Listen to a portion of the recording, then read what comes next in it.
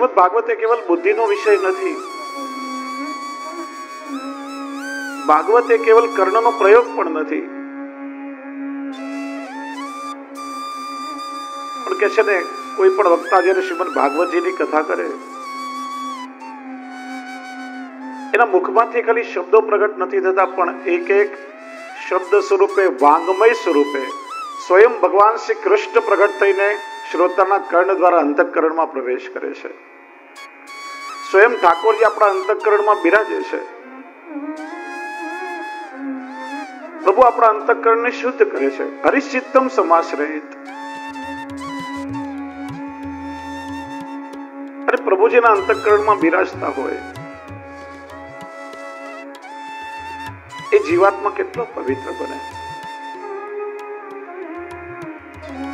જો આ 7 દિવસ શ્રીમદ ભાગવતજીના માધ્યમથી,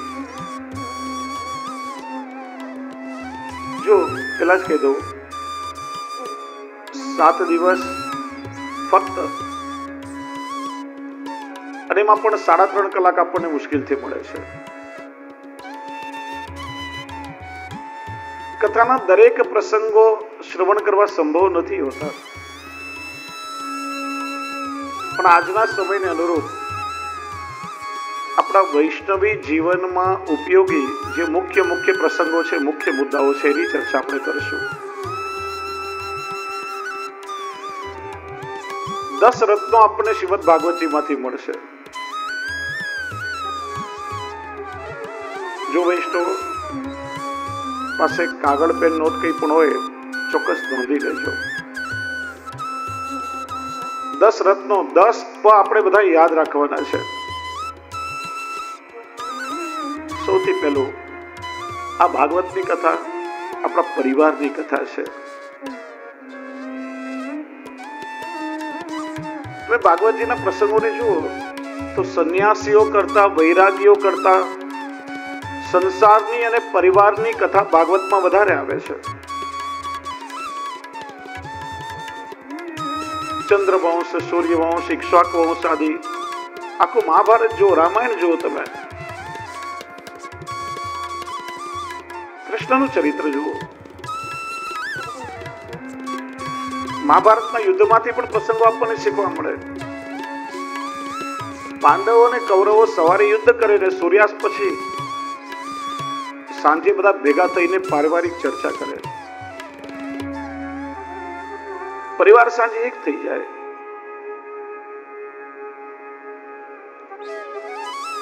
એમ મતભેદ પરિવારમાં ઘણીવાર જુદા જુદા હોય, લોકોની વિચારધારાઓ જુદી જુદી હોય, પણ પરિવારમાં ક્યારેય મનભેદ ના હોવો જોઈએ. એ આપણને ભાગવતજી શીખડાવે છે. મન બધાના એક હોવા જોઈએ. સમગ્ર પરિવારે સાથે મળીને પ્રભુની ભક્તિમાં પ્રવૃત્ત થવું જોઈએ. આ પરિવારની કથા છે. પરિવારમાં આપણે કેમ સાથે મળીને જીવવું એ ભાગવત શીખડાવે છે. બીજો પછી પરિશ્રમ. ભાગવતજી આપણને શીખડાવે છે કે માણસે જીવનમાં ક્યારે પરિશ્રમથી ભાગવું નહીં, પોતાની જવાબદારીઓથી ભાગવું નહીં. જુદી જુદી અવસ્થામાં જે જવાબદારીઓ આપણને મળી છે, વિદ્યાર્થી રૂપે, સંતાન રૂપે, માતા પિતા રૂપે,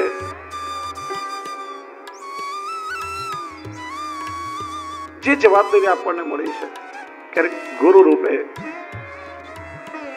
ક્યારેક સમાજ સેવકના રૂપમાં, પોતાની જવાબદારીઓથી ભાગવું નહીં.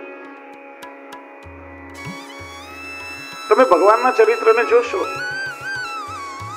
તો મર્યાદા પુરુષોત્તમ શ્રી રામે પણ પોતાના જીવનમાં કેટલો પરિશ્રમ કર્યો છે, કેટલો સંઘર્ષ કર્યો છે.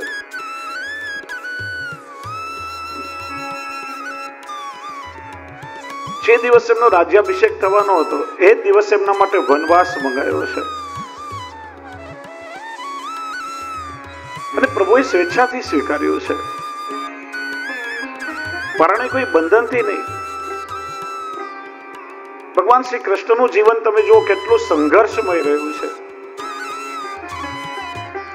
જન્મ થતા જનેતા માતા પિતાને છોડી અને ગોકુલ જવું પડ્યું. ભલે નંદરાયજી યશોદાજી બધાએ સ્નેહ કર્યો એમને, પણ જનેતા મા બાપને છોડીને જવું એક દુઃખ છે. છઠ્ઠા દિવસે તો પૂતના આવી, ક્યારેક અગાસુર ક્યારેક બકાસુર, એક અસુરોને મારતા મારતા. ત્યારે 11 વર્ષ 52 દિવસ પૂરા થયા, ખબર ના પડી. પોતાના માતા પિતા સખાઓ જેમને સૌથી અધિક સ્નેહ કર્યો એ રાધાજી, ગોપીજનો, પોતાની ગાયો, ગિરિરાજજીની કંદરા, યમુનાજીના પુલીન, આ બધું છોડીને જવાનું દુઃખ પ્રભુએ સહન કર્યું છે, એ પણ હસતા મોઢે. બ્રજ ભક્તોની રાધાજીની વેદના તો બધાએ સાંભળી, જોઈ, માણી. કૃષ્ણની વેદનાને કોઈ સમજી શક્યો નથી અને ક્યારે એમણે પોતાના મુખ ઉપર પ્રગટ પણ થવા દીધી નથી. હસ્તે મુખે પ્રભુએ સહન કર્યું છે. પરિશ્રમથી જીવનમાં ક્યારે ભાગો નહીં. ત્રીજો પદ છે પરોપકાર. જો જીવનમાં કોઈ વસ્તુઓનો સંગ્રહ કરવો કે કઈ વસ્તુને ભોગવવી સહેલી છે, પ્રભુએ આપણને કઈ આપ્યું છે, આપણે પોતેને ભોગવી લઈએ સહેલું છે, પણ પરોપકાર એ વૈષ્ણવી વૃત્તિ છે. દરેક વૈષ્ણવની સાથે પરોપકાર શબ્દ જોડાયેલો છે.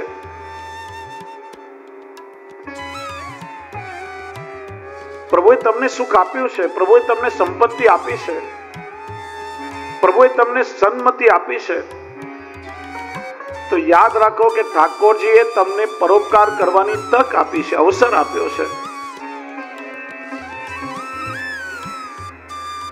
પોતાના માટે તો પશુઓ પણ જીવતા હોય,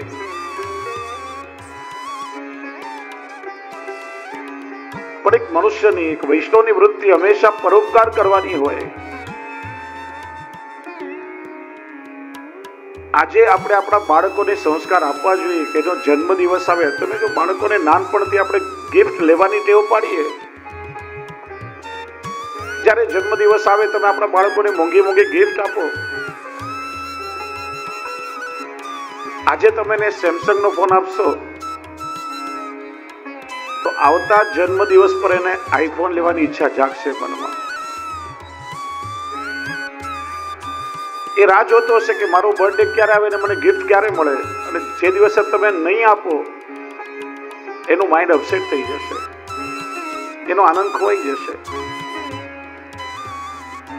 બાળકોના જન્મ દિવસ પર ગિફ્ટ લેવાને બદલે એને ગિફ્ટ આપવાની વૃત્તિ શીખવાડો. બેટા આજે તારો જન્મ દિવસ છે, ચાલ આપણે ગૌશાળામાં જઈએ, આપણે ગાયોની સેવા કરીએ. તારો જન્મ દિવસ છે, આપણે હવેલીમાં ઠાકોરજીનો કોઈ સુંદર મનોરથ લખાવીએ, પ્રભુના દર્શન કરવા જઈએ.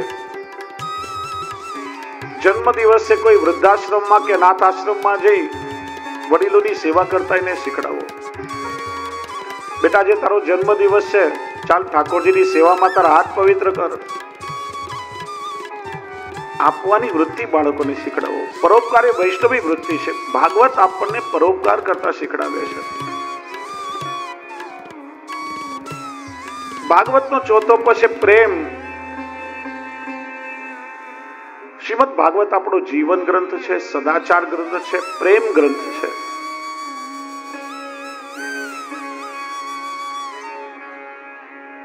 પ્રેમ તત્વ શું છે?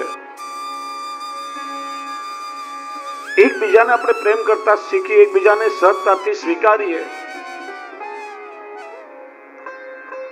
દોષો જોવાની વૃત્તિ છોડી એકબીજાની અંદર રહેલા ગુણોને આપણે સ્વીકારીએ તો સહજ એકબીજા પ્રત્યે પ્રેમ જાગશે. અને લૌકિક પ્રેમનું જ્યારે ઉર્ધ્વીકરણ થશે ત્યારે આપોઆપ ઠાકોરજીના સ્વરૂપમાં અનુરાગ થઈ જશે. અને જેને જેને પ્રભુ મળ્યા છે ને, પ્રેમથી મળ્યા છે, ભાવથી મળ્યા છે. કોઈને જ્ઞાનથી ભગવાન નથી મળ્યા, કોઈને સાધનથી ભગવાન નથી મળ્યા.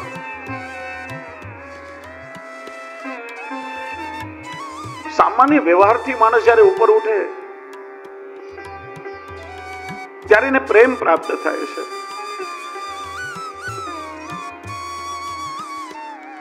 પાંચમો પદ છે પરિતોષ, એટલે સંતોષ.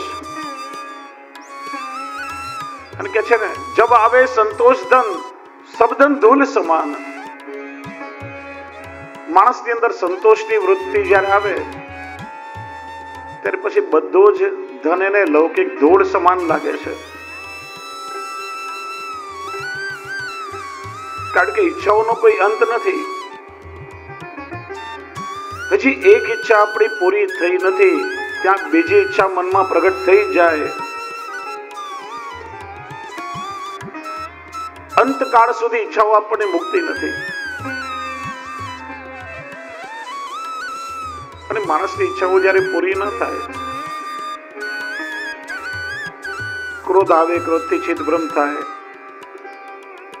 બુદ્ધિ બગડે, બુદ્ધિ નાશાત પ્રણશ્યતિ, સર્વનાશ સુધી માણસને પહોંચાડે છે. ભાગવત આપણને લૌકિક કામનાઓ છોડતા શીખડાવે છે. આપણી કામનાને ભાગવત ભાવનામાં બદલી નાખશે.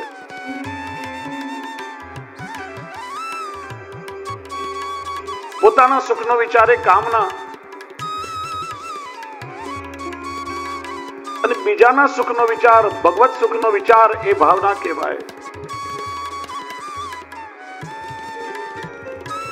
સંતોષની વૃત્તિ આપણી અંદર કેળવશે. છઠ્ઠો પછી પવિત્રતા. ભાગવતજીના શ્રવણથી આપણા આચાર, વિચાર, વ્યવહારની સાથે સાથે આપણું મન પણ પવિત્ર બની જશે.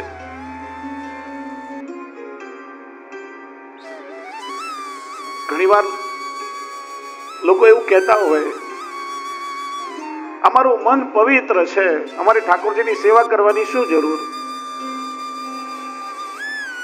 અમારા વિચારો પવિત્ર છે, અમારે સત્સંગમાં જવાની શું જરૂર?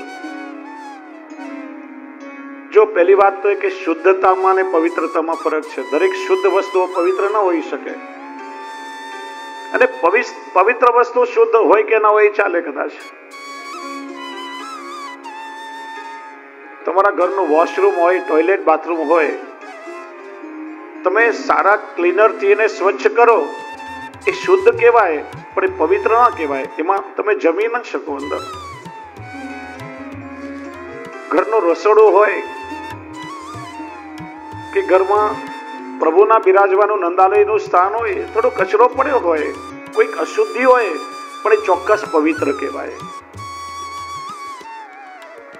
મારું મન પવિત્ર છે તો મારે કથા સાંભળવાની શું જરૂર? પોતાની મેળે લેબલ ના લગાડી દેવાય. આસપાસના લોકોને પૂછો, ખબર પડે કેટલું મન પવિત્ર છે. અરે તારા મનમાં ઠાકોરજીની સેવાની ને સત્સંગની ઈચ્છા જ નથી જાગતી, એ જ મોટું પ્રમાણપત્ર છે કે હજી તારું મન પવિત્ર નથી થયું. ભાગવત મનનો બધો વિકાર દૂર કરે છે. શુદ્ધિકરણ તો કરે છે, પણ સાથે સાથે એને પવિત્ર બનાવે છે. અને જેનું મન પવિત્ર થયું હોય એ સત્કર્મ કર્યા વગર ન રહી શકે. એને કેવું ના પડે કે તમે સત્કર્મ કરો. નિત્ય મનમાં અલૌકિક મનોરથો પ્રગટ થાય. સાતમો આપણને ભાગવત શીખડાવે છે પરિધિ, એટલે આપણા જીવનની મર્યાદાઓ, લક્ષ્મણ રેખા. દરેક વ્યક્તિને પોતાની મર્યાદા ખબર હોવી જોઈએ. દરેકને પોતાની લક્ષ્મણ રેખાની સમજ હોવી જોઈએ. તમે જીવનમાં આનંદ કરો, પ્રમોદ કરો, મોજ મજા કરો, સુખી થાઓ, એનો કોઈ વિરોધ નથી, પણ ક્યારે પણ આપણી મર્યાદાઓ ન ઓળંગવી જોઈએ. જ્યારે જીવનમાં આપણે લક્ષ્મણ રેખા ઓળંગીએ, મર્યાદાને ઓળંગીએ, ત્યારે એ સુખ પછી દુઃખનું કારણ બની જાય છે. રામાયણમાં તમે જુઓ, સીતાજીએ પોતાની લક્ષ્મણ રેખા ઓળંગી પછી જ બધું સંકટ એમના જીવનમાં આવ્યું છે. હું વૈષ્ણવ છું, મારા કુળને, મારા ધર્મને ક્યારેક કલંક ન લાગે, ક્યારે લાંછન ન લાગે, એવું હું કરીશ. ત્યારે પોતાની મર્યાદાઓ નહીં છોડો. આ લક્ષ્મણ રેખા એક વાસ્તવમાં બંધન નથી. આ શાસ્ત્ર શાના માટે છે?